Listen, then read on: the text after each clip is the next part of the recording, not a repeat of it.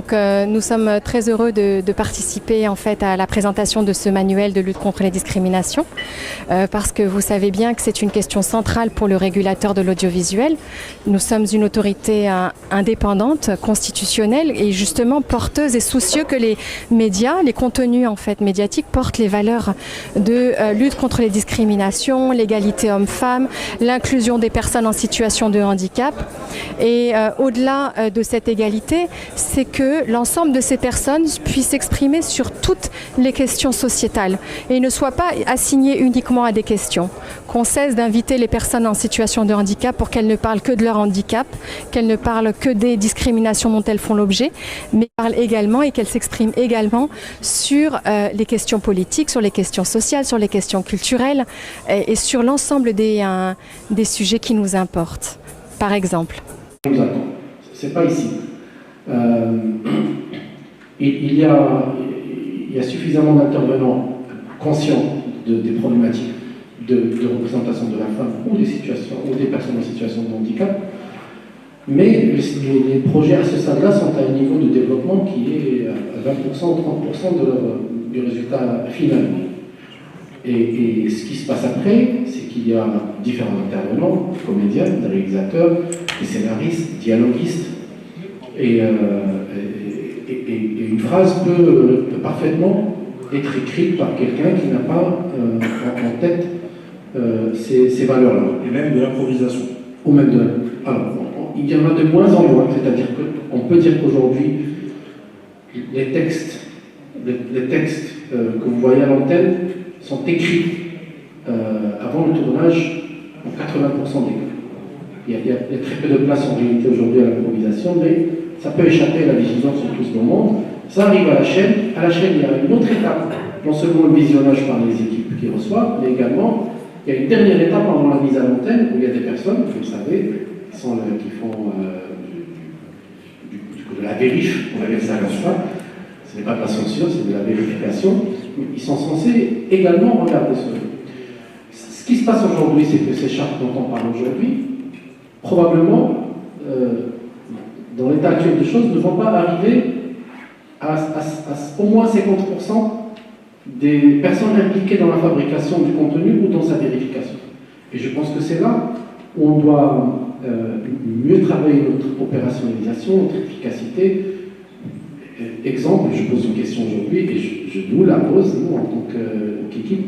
Comment est-ce que ces manuels vont arriver entre les mains de tout le marché de la production, de tous les scénaristes, de tout? On n'a pas moyen de le faire aujourd'hui. Il faut trouver des mécanismes, soit des sessions de formation, soit une contractualisation. Et c'est peut-être une étape à laquelle on doit arriver, c'est-à-dire qu'au moment de la signature du contrat, je mets en annexe, je réfléchis, je sais pas ça, je mets en annexe manuel, les chartes, etc., avec un engagement des producteurs de le faire respecter à charge pour lui, de faire en sorte que son dialoguiste, son scénariste, son réalisateur, son monteur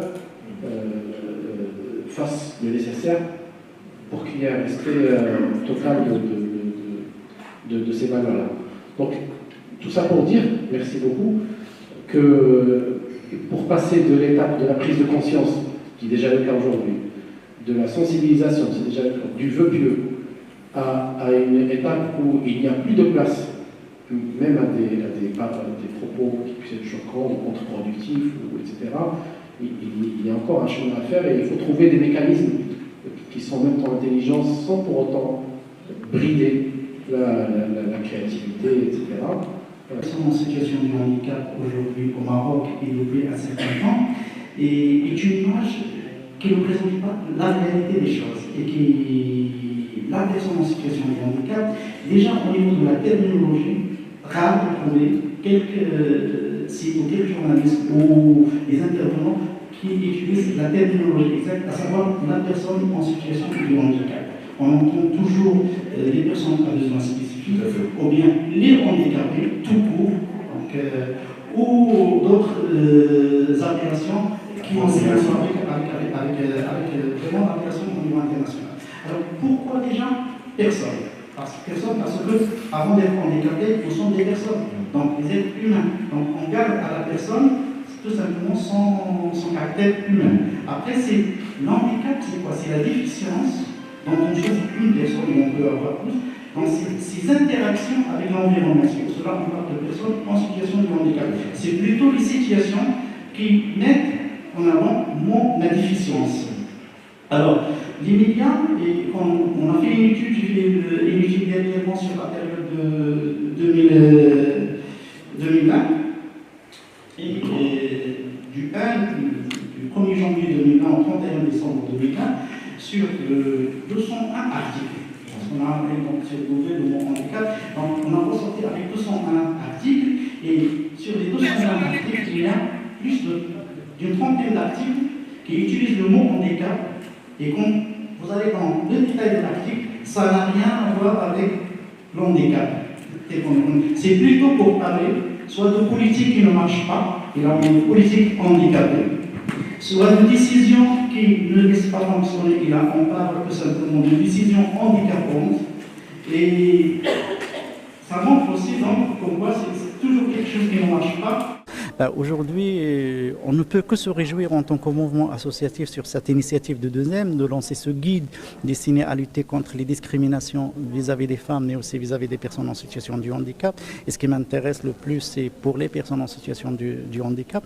Je pense que ce guide, et j'espère qu'il aura donc un impact positif et qu'il va accompagner les journalistes pour qu'ils puissent changer le regard qu'ils portent sur les personnes en situation de handicap. Je ne dis pas que c'est un regard exprès, mais c'est un regard peut-être par négligence et parce qu'ils n'ont pas les informations qu'il faut avoir.